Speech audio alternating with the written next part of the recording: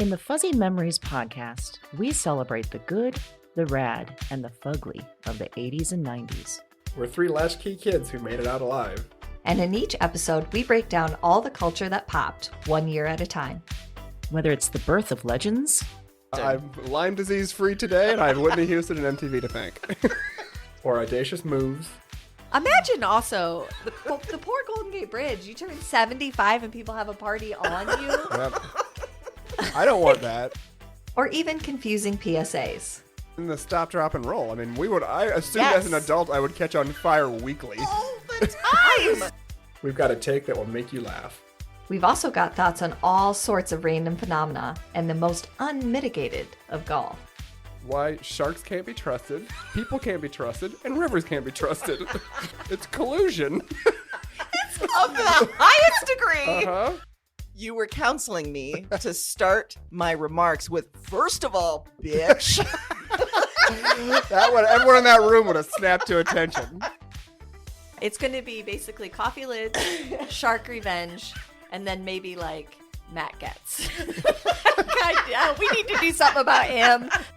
Join us every other Wednesday to celebrate the hits, the misses, and the misfits of the weirdest decades. If I could tell my 14-year-old self from 1990 that I would be eating in a Cheesecake Factory in Beverly Hills. I'd be like, we did it. We did it, Joe. We did it. Listen and subscribe to Fuzzy Memories on Apple Podcasts, Spotify, and your favorite podcast platform.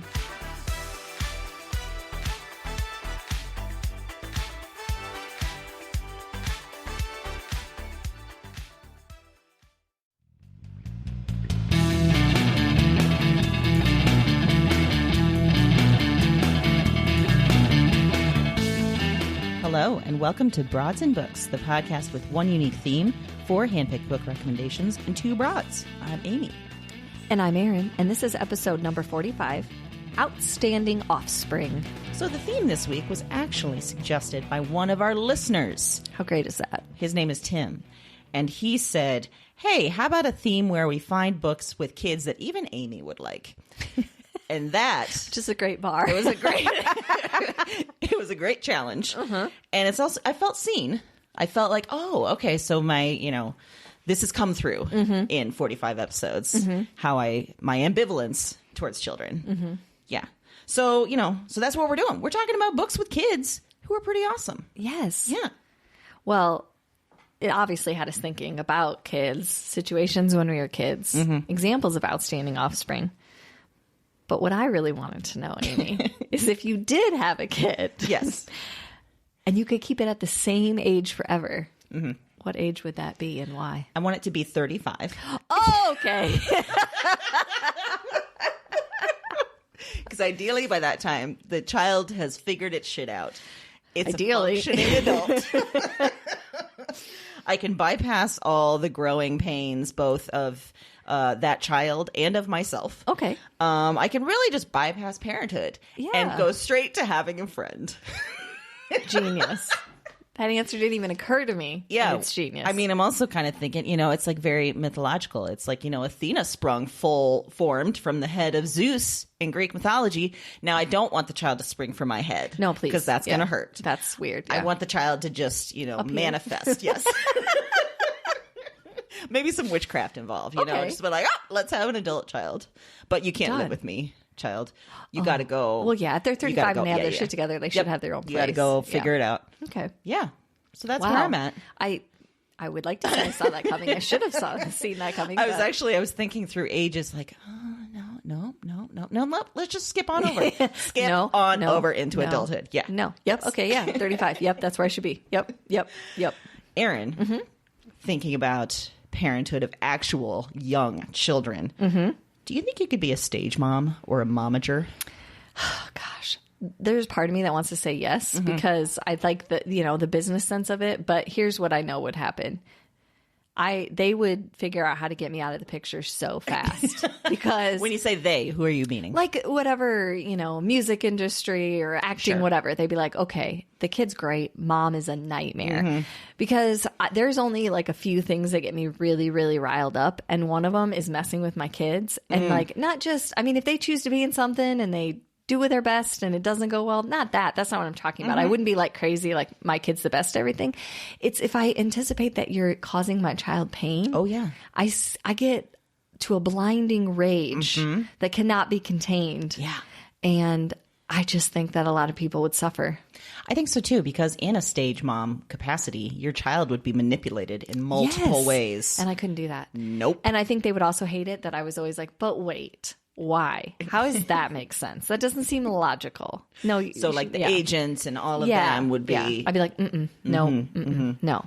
So they'd be like, okay, we got to run interference on mom. We got to get her out of the picture. I feel like I'd be saying a lot like, we don't need to do this for the money. And everybody be looking at me like, it's millions of dollars. You do too. Everyone needs to do this for the money. Yeah. So then I'd just be,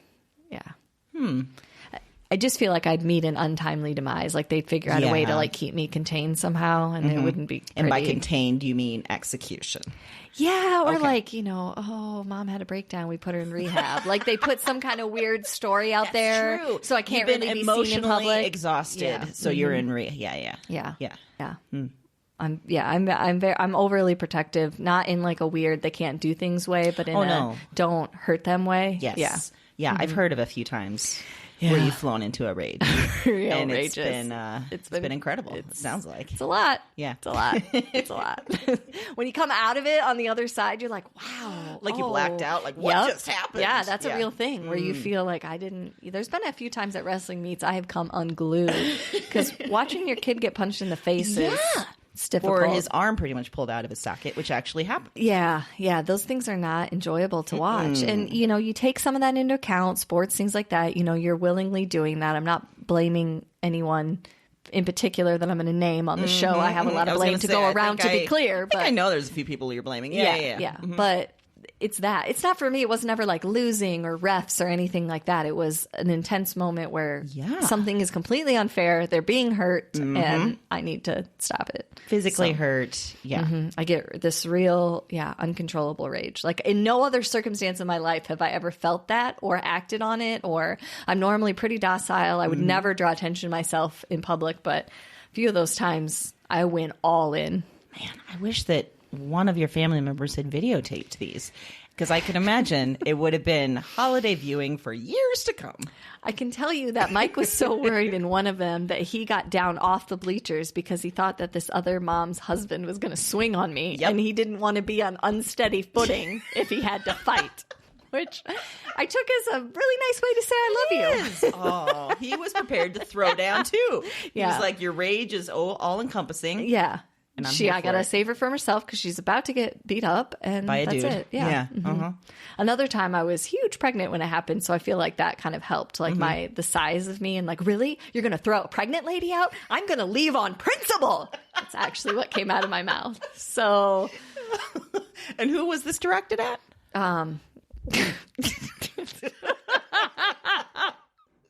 At a security guard. Yep, sure was.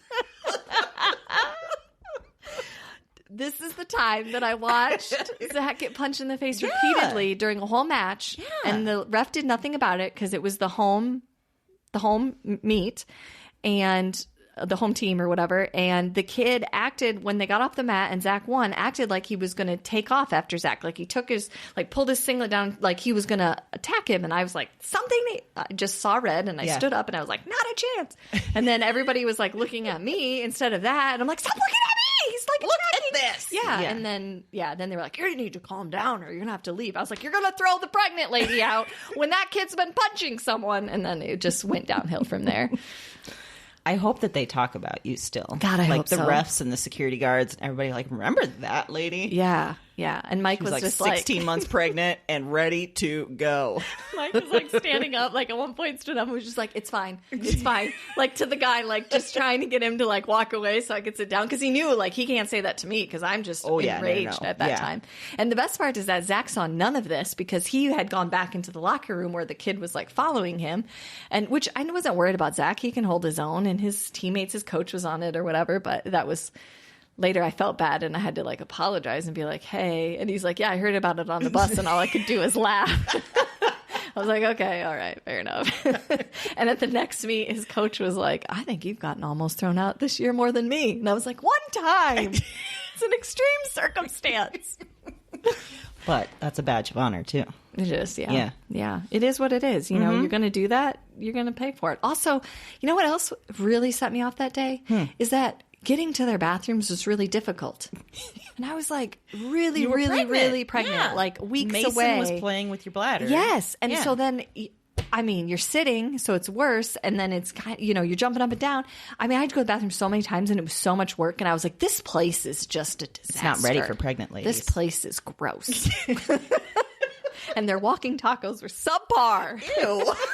I mean, I might question why you thought a walking taco from the sports arena might be. We tried them everywhere. Oh, okay. You get desperate, Amy. Sure. All right. Yeah. You were pregnant too. Yeah. That makes sense. Yeah. So yeah, that was a long way to that answer, but turns out no. But we learned a lot. I am getting about enraged. what you would be like as a mom, stage mom, momager. Yeah. Yeah. It's not pretty. Yeah. I'm not afraid to yell, throw, and leave, apparently. Which I feel good about. Like, I feel like if we become, you know, a performing duo at some point, you're going to be very protective of me. Oh, yeah, I would. And yeah. And I will be protective. We are going to just be ready to throw down really at Any very point, little, any like, point. inciting. And guess what? We love wearing tuxes. Those are easy to fight in. At least I assume. Erin made a face like, yep, I think that's right. Yeah. Okay. I mean, easier tthan a dress. For sure. Yeah. I mean, we're wearing pants. Yeah. We can take our jackets off. Easy take to our hide a earrings weapon. off. Oh, wow. Okay, that escalated real fast. I don't know if any venues that we perform at will be happy with you carrying weapons under your tux, but we don't need to tell them. Yeah, that's not something you share. Yep, you're right. You don't ask for permission, ask for forgiveness later. I think that's usually in the context of, you know, corporate work environments, but Yeah. in this one, sure. Yeah. Sure. Mm-hmm. I stand by it. Okay. All right. I'm going to sew a knife pocket into my tux. Holy shit. Actually, I'm not, because you know the only person getting cut by a You're knife going to is stab me. yourself. Will be performing. Cut like the main artery in your leg. All of a sudden, I'm like, oh, we got to cut this short. Erin is bleeding out. We need to go. We'll be like, it was good until there's so much blood. Guess we're buying this tux. That's true. We can't rent them anymore, especially if we're going to carry weapons. Yeah. You know what? I'd love to stay and chat about books, but it turns out But I'm going to die. I've got my own artery. It's sticking out of my leg. With the knife that I was hiding. What I also anticipate is that if that happened, Amy just wouldn't even be surprised. Oh, I would not She'd be at like, all. yep, we got to go. I think, in fact, I'd have an EMT on standby, just ready to go. Like, listen, my partner, she's got a weapon under her tux. Chances are this is going bad. So I knew the knife pocket was a terrible Yep. idea when she said it. But we're ride or die, so instead I just I hired said, an all EMT. right, let's go. Yep. Yeah. Mm-hmm. Wow. Well, hopefully you don't have any knife memories from childhood, but Do I?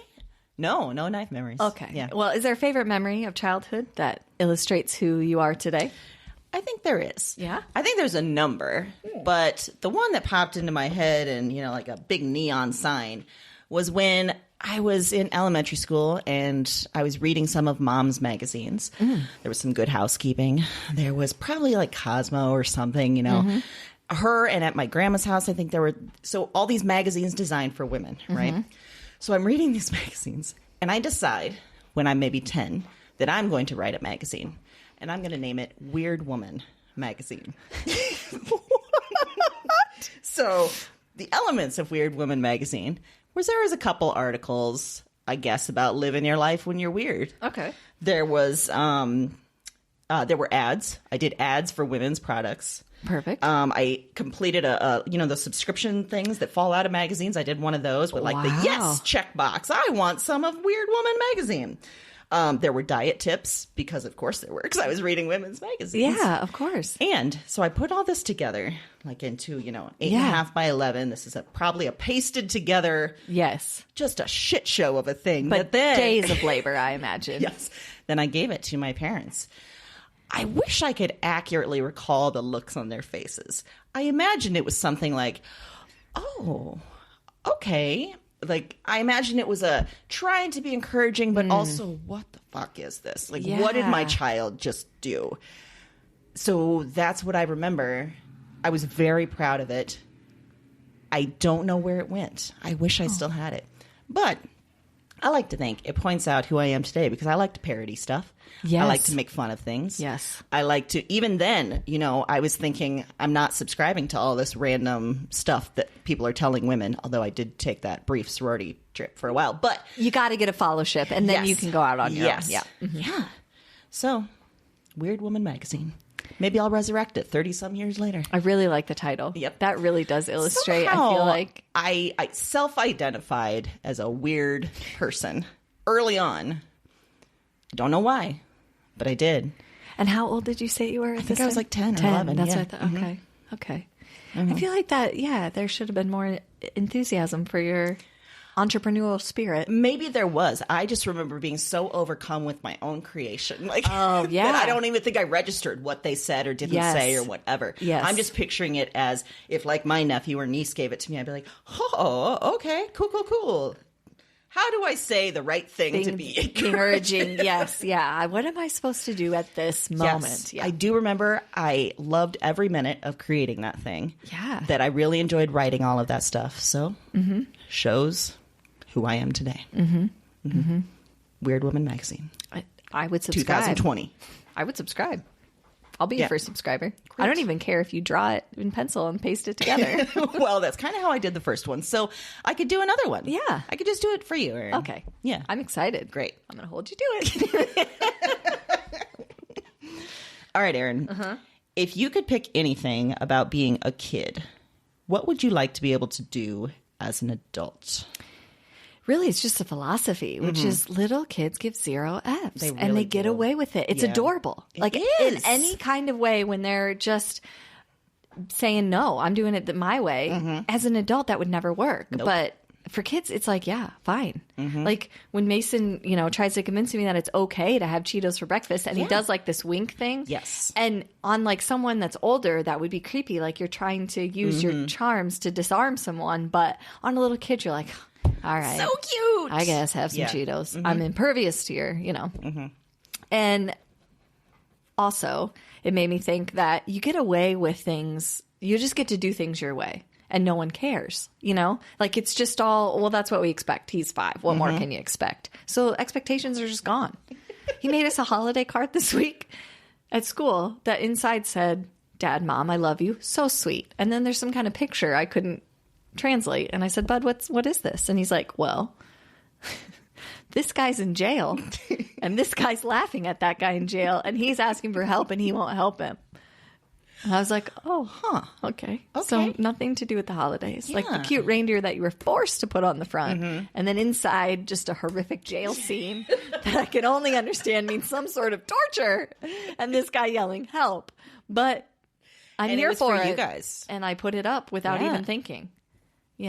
Now, like Zach at his age, if he gives me that card, now I have to worry about some That's things. something different from a 23-year-old. Right? Yeah. Then I have to take him to therapy. With Mason, I can just be like, cute. Oh, that's cute. What a good jail.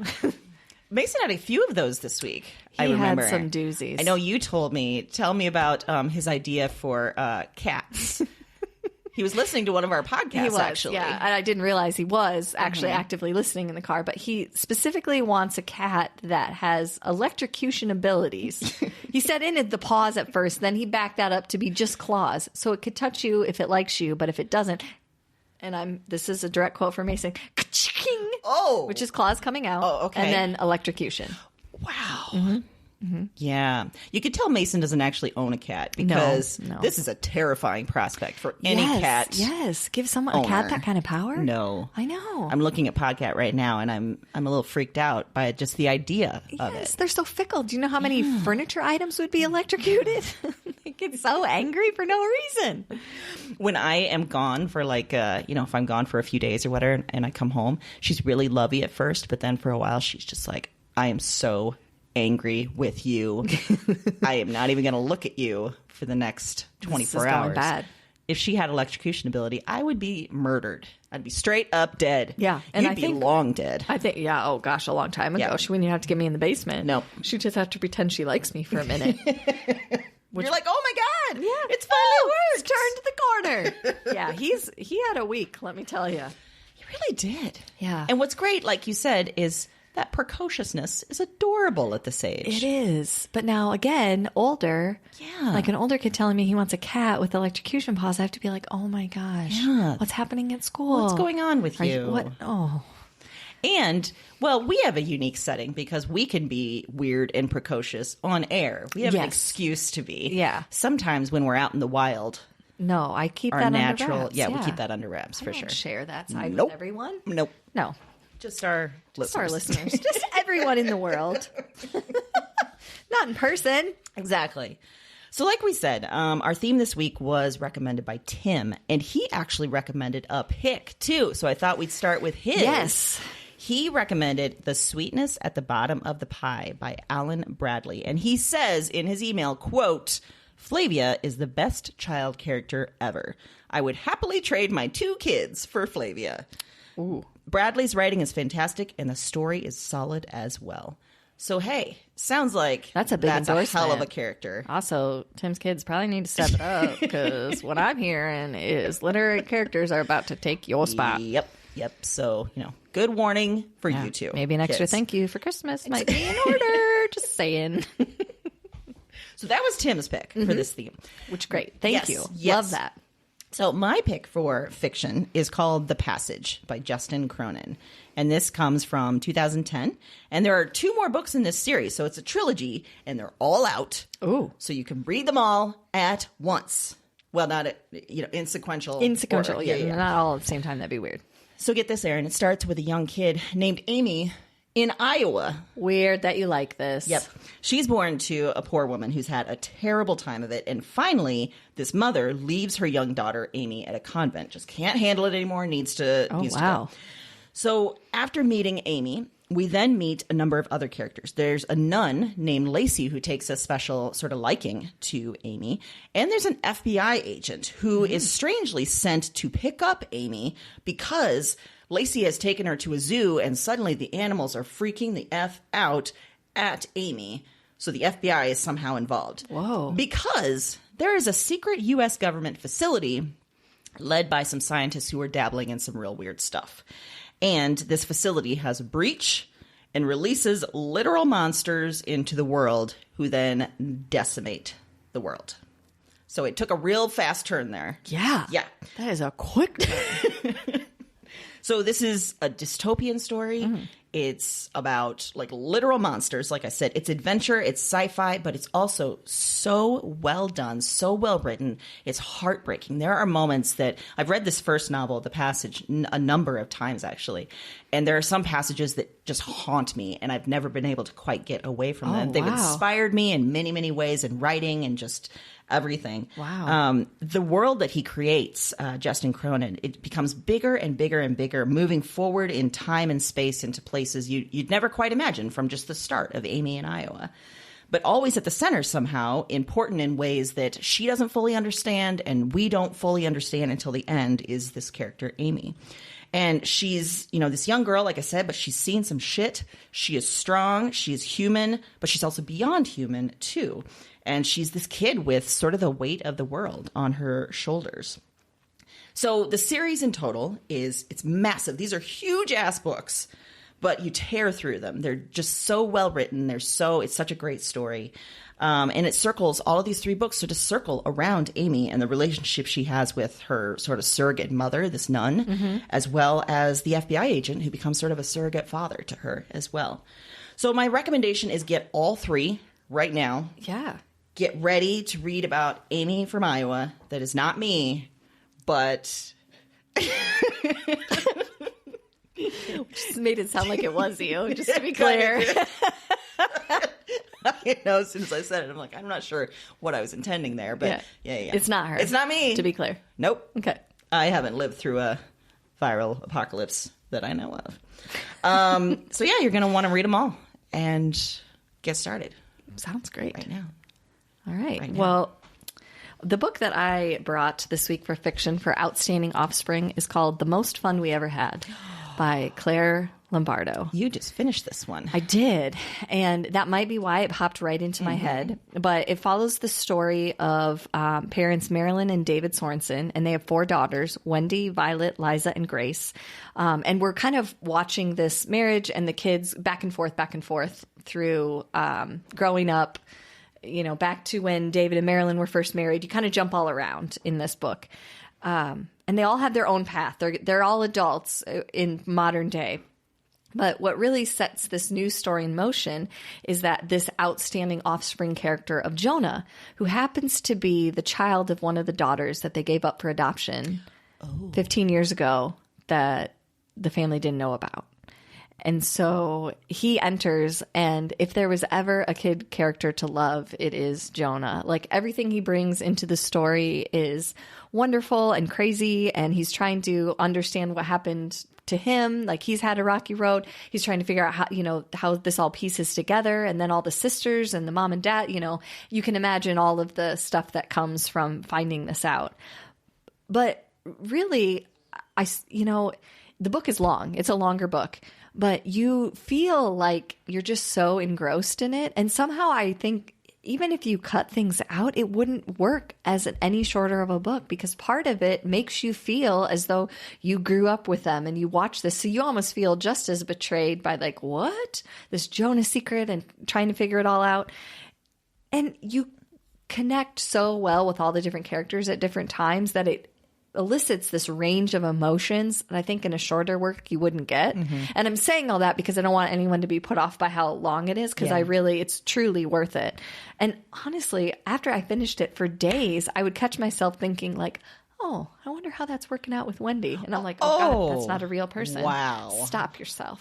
Yeah. But that's how much it sticks with you, where you kind of leave the family and then you're like, but I want to know what happened. Yeah. Like, I want to know where Jonah decided to go to college and how everything's going for Violet. And you feel that connected. And wow. Amy knows I just finished it because there was a part in there that I lost my marbles for like a good 20 minutes. And by that, I mean, I was crying a lot, like heaving to the point sobs. that didn't your husband like come in and be like, whoa? Yeah. Well, I read it like in the morning. Sometimes I get up and read. And so then I was all like puffy and everything. And he thought something terrible happened. Like I'd gotten some call and gotten up. I'm like, no, it's just this book. It's this guy. And he's like, oh. Like totally doesn't understand that at all. So he was like, Jesus. Like, okay, you know, but anyway. And the author is a fiction writer and teacher. And she actually is a 2017 grad of the Iowa Writers Workshop. There we go. For a period of time, she taught fiction writing there. And I will tell you that if you decide to read this book, you need to go to her webpage. Just for the picture on the front page is this fantastic picture of Post-it notes that she used during writing to like plot everything out. And for an organizational nerd like me, it was glorious. Oh my. It was everything I've ever, I mean, it made me feel like she was my soulmate for a minute. I was like, wow, if I didn't read your book before, I would just for looking at this picture. And it's her debut novel, which is amazing. That's wonderful. And is already being adapted as a series for HBO by Laura Dern and Amy Adams. Oh my God. Mm-hmm. Wow. Okay. Yeah. Okay. Yeah. I love both of them. I know. Lot. Yeah. And she's the author, Claire Lombardo, is very involved in that project as well, from what I understand. So, wow. Beautiful book. So great. Such a range of emotions. Like I said, all of the characters you're going to connect with at different points.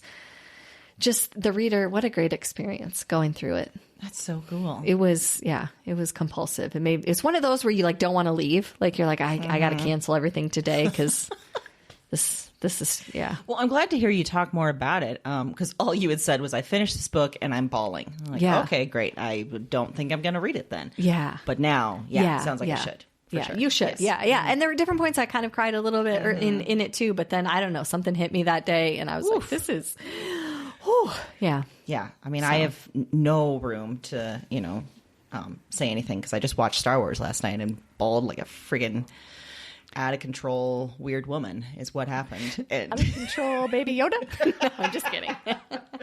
to the point, like I said, at the end, our friend Heath is like, get yourself together. Okay. Well, I can't. Fine, I can't. It's so emotional. Well, for other genre Yes. books, I am actually chose a trilogy of young adult novels. And this is the series called His Dark Materials by Philip Pullman. Okay. This was first published in 1995. And you may have heard of these books recently because they're actually top on many banned lists, which pretty great. There's also been a number of adaptations, and most recently there's a series on HBO. So the reason I chose this is it's focused on two kids who are just straight up awesome. It's Lyra and Will are the two main characters. And this is set in a very fantastical world. It's actually a series of worlds. It's parallel universes that they are able to bridge with tools that these kids have. The first book especially, which is called The Golden Compass, it focuses on Lyra, who tries to rescue a kidnapped friend of hers in the wild north. And this is based sort of in a London that, is somewhat familiar, but not fully, because it's a separate world. But in this north, there are witch clans, and there's armored bears up north, and there's gobblers with a capital G who are taking children. Can't be good for whatever they're taking the kids for. Lyra's uncle, Azrael, is also a main character, and he's somehow trying to bridge the worlds. Lyra is awesome because she's an ordinary kid, but she's also savvy as hell. She can lie and she can scheme to get what's right. And she quickly learns that the adults in the world don't have many answers, which is great. So she's going to have to depend on herself and this friend of hers, Will, which is a really kind of fun and inspiring message in a lot of ways. There's huge stuff going on, not least of which is this big battle against organized religion. So that right there may tell you why this is on a top of a lot of banned lists. That made a lot of people freak out. One journalist in Great Britain named Philip Pullman, the author, the most dangerous author in the country. Oh, boy. The Catholic League has campaigned against these books. And the U.S., the series has topped the top of the most banned books under Harry Potter. So there you go. I don't know about you, but that always gets my attention. And honestly, I want to read it more. I know. I don't know when they're going to figure out that works the opposite way. Exactly. More people want to read it. Yeah, because then you realize probably there's some really good stuff in there that has pissed a lot of people off. And it's worth digging in. Why? Why does that piss people off? I really like these books for the world building, for the epicness of it, the grandness of the scale, the adults who are often up to no good. And the kids, Lyra and Will, they're smart, they're brave, they're all the things you want a kid character to be, and you really get invested in them. And as they grow, and as you said, you wonder where that kid has been in your book. I have often thought about I wonder where Lyra and Will are these days. They're not anywhere because they're make-believe, but, yeah. I'm actually, like I said, this has been turned into an HBO series, and I'm planning on binging this soon because I think all the episodes of the first season are out. I can get back to you on whether this is a good adaptation or not. Do. But it looks, it's got Lin-Manuel Miranda, it's got James McAvoy, the girl that's playing Lyra looks really cool, so it's looking good. Do they adapt it, is it appropriate for young adults, or they adapted it for an adult series? That's a good question. I think it's probably more adult. Yeah. Because it is such, as I said, these are from the perspective of these kids, but there's some real weighty stuff in here too. So I'm imagining more of that. It's interesting. I just bought, for Christmas, I bought Evan the first book in this series, but as a graphic novel. Oh. They released them as graphic novels. Oh, I bet that'll be so good. Yeah. There's a ton of really visual stuff that... Yeah, so it looked amazing. So yeah, good. He'll be excited. Good choice. So, I think he'll like that. Yeah, for sure. So the one that I picked for nonfiction, other genre this week is it's. I don't want to call it a short story. I think it's more of a novella, although it has appeared in short story collections. But it's an oldie. It's a classic. It's by Shirley Jackson. Oh, We Have Always Lived in the Castle. Oh, I have never read this. I've heard wonderful things from it. Yes, about it, I should say. That's funny because I wrote about that I somehow missed this in my high school, college. I've read other things by Shirley Jackson. I think a lot of people are familiar with the lottery. Yeah, for sure. And I read it and then read it again and then read it again 3 times in one weekend because there's so much. You could just take the story straight as it comes, but there's also all these layers in there, and the way that Shirley Jackson built that in and put that all together it's mesmerizing. It's probably the type of writing I'm the most jealous of in the sense that that's a natural ability. There's no way you teach someone that. It's just. I think when authors can effectively get in your head and make you doubt your own thought processes, that they've reached some kind of level that's, Wow. to be aspired No to. wonder so many authors cite her in this story as a major inspiration. Yeah. That makes a lot of sense. Yeah. It was first published in 1962, and it has two main characters, Mary Catherine Blackwood, who lives with her sister Constance, and you very quickly find out that everyone else in their family is dead, and they live in this castle. But there's this weird mystery surrounding this and why they live there and why no one else is there, and you can get the sense that they're hiding from things, and every time that something happens, you think you have it figured out, and then you realize you don't. And it, in a weird way, it kind of mirrors the first book, The Most Fun We Ever Had, that I suggested, because it's in The Most Fun We Ever Had. I thought that one of the things that the author did so great was it covers so many different things you feel. Like, I related as a sibling in that book. I related as a daughter in that book. I related as being a kid. I related as being a parent. I related as being someone on the outside looking in at a family. And I think it's true in this book too, that you sort of relate to it in all those different ways. You can see yourself in all those different positions in a family, like as a parent, as the sister, as an outside influence. You kind of can put yourself in that moment. So I think they have that in common. Very different stories, obviously. But it just like consumes you. It feels so like you're there and you want to know what's going on. So it's wonderful. You should read it. The two characters are obviously younger children, and they are amazing. And I don't know that I want to spend a lot of time with them. When we get to the end of the book, you would know why, but they are certainly intriguing and definitely outstanding in some weird and wild ways. Wow. Okay. Yes. Yeah. Was this did you find it in a collection? Did you find it No, online? I read it as a separate, I have a volume, yeah. Do you? All right, great. Yeah, and I would actually say it's really more like a short book. I mean, I don't want to say it's over 100 pages, but I think it's kind of held as a novella and stuff sometimes, like in collections. But so that's why I put it in this other genre, because it's quick. I mean, you can read it very quickly. So wow. Okay. Yeah, I feel like I need to dig into that. Yeah.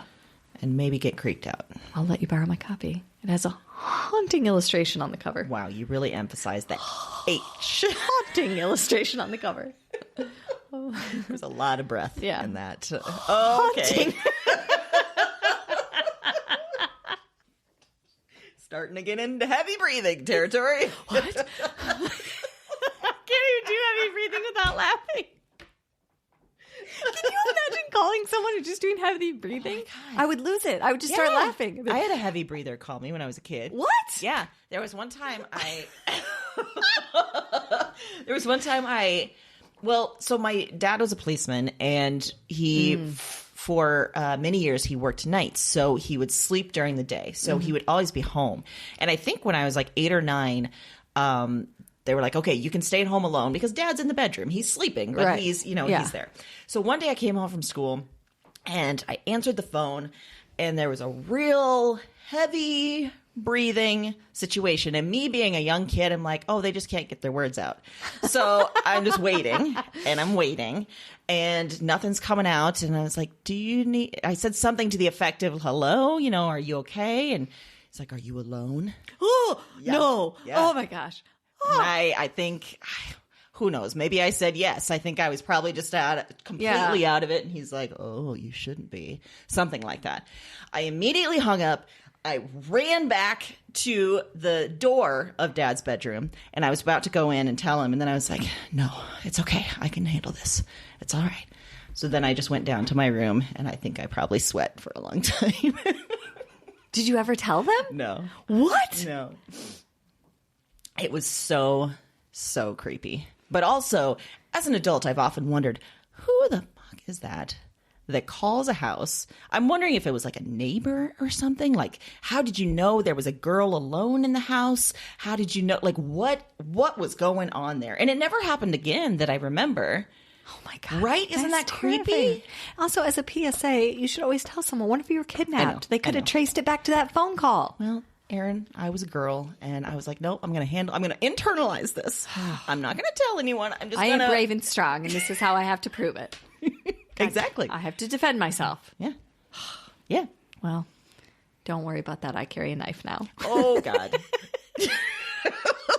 don't. I don't. For anyone that I really don't. Okay, I don't. I've never even held a knife that's a weapon. Like a You know what's kitchen funny? knife. Yes. Both but of no. my brothers carry knives, and usually it only comes out at Christmas when we need to open a present, you know. But every once in a while, I look at that like that'd be pretty handy. There was a Christmas that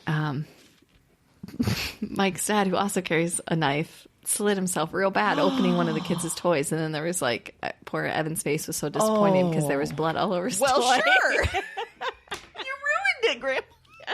Turned into a real horrifying scene, real fast. So much joy to so much despair. Okay. Yeah. So- see, I'm thinking that might be your situation. Oh, for sure. Yeah, you This don't is need a why I've knife. never even picked one up. I would immediately slide through my hand for some reason. Yep. Yep. Yeah. For sure. What are you going to do? Okay. Well, on that note, Yeah. pop culture. Pop culture. I chose a show called The Crown on Netflix. Let me tell you why. This is a little. There's a circuitous route here. Okay. So, Excellent use of that word, by the way. thank you. No doubt you've heard of this show, right? It's everywhere. It's on Yes. Netflix. It feels like it's one of their big prestige shows. You know, like everyone talks about The Crown. And it started in 2017, I think, or maybe 2016. And they also get a lot of news for how they're casting. Like the first 2 seasons were one cast with Queen Elizabeth and Prince Philip younger in their lives. The 3rd season just started, and now there's an entirely new cast because they're moving into sort of middle age. So I assume after a couple seasons, they'll do the same, maybe move into older age. So, yeah, it's great. We And- just started it, so we're Did only you? like Okay. halfway through the first well, season. in the 3rd season, it's Olivia Colman that is playing, and I love her. Yeah. So good. So there's a lot to like here. It's really fascinating because it shows just how sort of useless the monarchy is, but also useful in a weird way. But what I found really, really captivating is the kids. In flashbacks, for example, we see Queen Elizabeth as a kid. She's a young girl. She's realizing she's going to be queen one day, and that's enormous privilege, right? I mean, it for sure means they have as much money as they need and all that kind of stuff, but it's this real strange burden as well. She also sees what a terrible burden it is on her dad, who never really wanted to be king. It's interesting to me, too, because she's a young woman that then ascends to the throne in 1952 when all the governments are men. Like, it's all just old men, and she's this young woman on the throne. We also see Prince Philip in flashbacks as a kid, and you feel sort of, I don't know, I liked him more as a kid because he turns into a real asshole as he gets older. Yeah.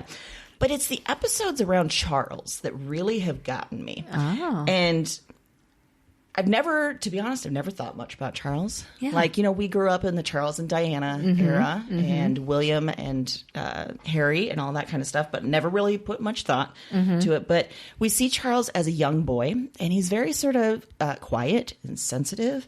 But his father wants him to be like him, and his father's a man's man, and he's outdoorsy and he's rough, and he went to this boarding school that was terrible, but that's part of being a man. So I'm going to send my son off to this boarding school. And it's terrible. And you just feel really protective of Charles in a way as you're watching him, because he's trying to live up to his father's expectations, which are exponentially more hard because he's royalty. Again, this is all incredible privilege they have, and you don't forget that, because there's moments where you're like, Jesus, these people have no idea what it's like to live a normal life. Right. But Charles, kind of like his mom, doesn't really like the spotlight, wants to live his own life. And in the most recent season, we see him as a young man, like college age, and he's spending time in Wales, and he's getting rejected by Camilla, which now we know he's married to. And I really liked it because he's given the teaching that we often give men, and especially like white men in the past today, that they shouldn't feel, that they should only be about action. They need to be manly. They need to be tough. They need to be all this kind of stuff. And you just see how it's hurt him in a lot of ways. I also like Princess Anne's character, who is the younger sister of Prince Charles. Princess Anne don't give a fuck. She's having her sex. She's having fun. She's doing whatever. It's great. So I feel for these kids as I watch them. I want to protect them. And now it's actually made me think more about what it's like to grow up that way, you know, and I think about like William and Harry, and I think about their kids and what it means in modern society. So very, very fascinating on that way. Yeah, that's an interesting pick. I didn't even consider it, but I've been really fascinated just about the story of Elizabeth. When you realize how very, very young she was to ascend and then have to take this position and then fight people all along the way. I mean, for God's sakes, like fight off Winston Churchill. Yes. I mean, it's kind of mind-blowing, and I never thought of it that way before. Now we're so used to knowing her as this very elderly queen and this, picture of it, and you never think about the actual time and amount of influence she's had and how quickly she had to learn that. Yes. And there's one episode where it shows her as a young girl getting taught by a tutor. Have you got to that one I don't yet? think so. She goes to, I think, Eton or somewhere and has one-on-one time with the professor, but she realizes when she's older, like, he didn't really teach me anything useful. Like, everything that Winston Churchill is telling me, I have no idea what any of this means. Like, I have been vastly underprepared for the role because I'm a woman, because all of this. And it's really heartbreaking in that way. It is, yeah. But also makes you have a little bit more respect or something for her now, Yeah. Well, mine is a very different direction from that. And this is a little bit of like a very, they're all personal picks, but like a really personal pick. Because when I think of outstanding offspring, obviously I'm a parent and I'm a little bit biased, but then I think of my own kids. Well, and sure, so they are outstanding. Yeah. So I picked something that it makes me think of my childhood, something I remember. And it also is something that I watch with the kids now that is just 45 minutes of pure joy. America's Funniest Home Videos. So it started in 1989. First off, this still exists, which is impressive. Yes. Okay. It's Carlton that from Fresh Prince of Bel-Air that hosts it now. Yeah. Yeah, what's his I forgot his actor name. Yeah. Alfonso Rivera. Yeah, there we go. Yes, and originally hosted by Bob Saget on that weird little stage, and he would do jokes and show the movies. And I remember as a kid watching it as a family and laughing. Okay, forgot about it for a long period of time. And then somehow we stumbled upon it a couple of years ago with Mason, and Evan watches it too, but for some reason, Mason gets so much joy out of watching people fall down. Well, I mean, he's 6. Yeah. So, But that deep belly laugh that I get no other time, and then like the animal videos he loves, he just can't get enough of it. So honestly, it's become one of my favorite things to watch because he's so just thinks it's the best thing that's ever happened. And you are watching kids. Most of the time it's kids, sometimes it's adults, but the videos themselves, sometimes you're like, that's outstanding in just a really different way than we meant the rest of this. Gold. Yeah, it is. It is. Wow. So I'm here for it. Yeah. And it's a personal pick. We watch it, but I'm telling you, watching your kids laugh at that it's priceless. I will say that I often send you Instagram videos, particularly for Mason, because I know that he gets such a weird kick out of various animal videos and whatever. Yes, he does. He absolutely does. And I think we all watch it that way. Like, Evan's kind of old enough to, like he thinks it's funny, but it's maybe not his favorite thing, but he also thinks it's hilarious. I mean, we're all laughing mainly at Mason because he can't. And then we'll have to pause it because he'll be like not breathing and be like, that guy fell down. We're like, yeah, we all saw it. Okay. So, yeah. And he even does now, like when the video starts, he'll be like, this is a bad idea. Like you'll see someone bouncing. He's like, that's a bad choice. So he started figuring out how this works. And this is going to go bad. Like, yeah, probably. I wonder what he thinks about you carrying a knife. Oh, yeah. I don't know. He would probably say this is a bad idea. Yeah, this is a bad choice, Mom. Yeah, it's not a good idea. Not a good idea. You're going to cut yourself. You are going to cut yourself. That's true. And in that, he's right. Yeah, he's prolific in that way. He's very smart. Well, we chose some outstanding offspring. We did. And thank you, Tim, for sending this theme idea in. Yes, this was a lot of fun. It was. Yes. We will be back next Wednesday, but in the meantime, you can head to our website, broadsandbooks.com, check out all the recommendations we made in this episode. Also, if you check out that website, there is some amazing bonus material. There sure is. One of our new favorite things, the Broads Talk Books with authors. amazing authors. Real live authors. And you can get all of that there. Yep. Also, if you subscribe, it comes right into your feed. Sure does. You don't even have to do anything extra, but check that out. It's great. We have more coming. We love doing the bonus stuff as much as we love doing the episodes. Yeah, listen, we love doing the episodes. We love doing all of it. And we would really do it, no matter what. Yeah. But God, we love having listeners that love us. Dude. We love it when people get us. And man, if you get us, we'd like to hear from you. Give us a review. We would. If you're at Apple Podcasts, it's real easy. Submit a real quick review in there. Or if you're on another platform or you just want to use it, go to Podchaser. There's an easy way to leave a review there. It's a great new format. Love it. Another thing you can do if you want to support the show, give us some theme ideas. You bet. We would love it. Just like this one just happened from Tim, we embrace it. We ran with it. He gave you a great idea. You got a lot of stuff in this episode. You really thanks did. to Tim. Yeah. So that could be you is what I'm saying. Good for you, Tim. Yeah. We're going to show you some love online, and you could be like Tim. Yes. Yeah.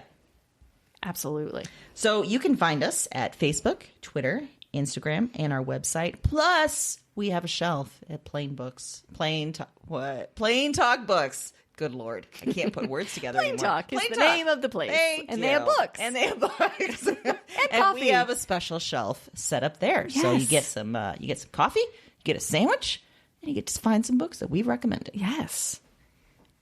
Maybe go there and read one. And then happy reading.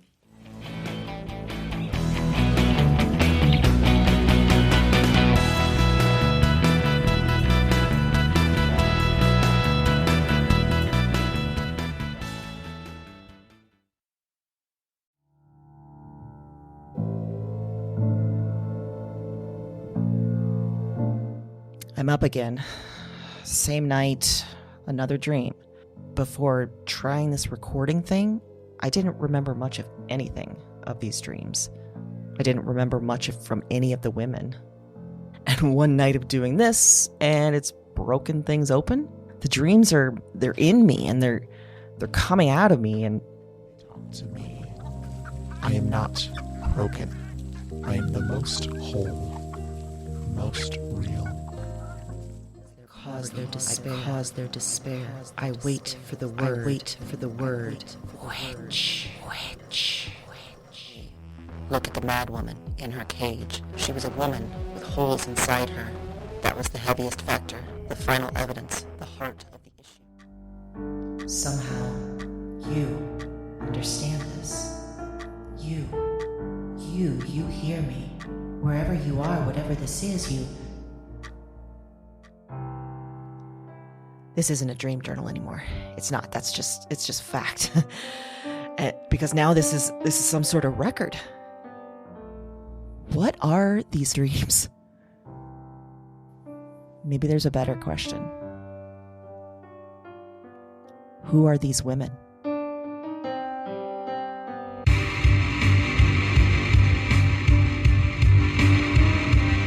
Weird Woman is a Broads and Books production.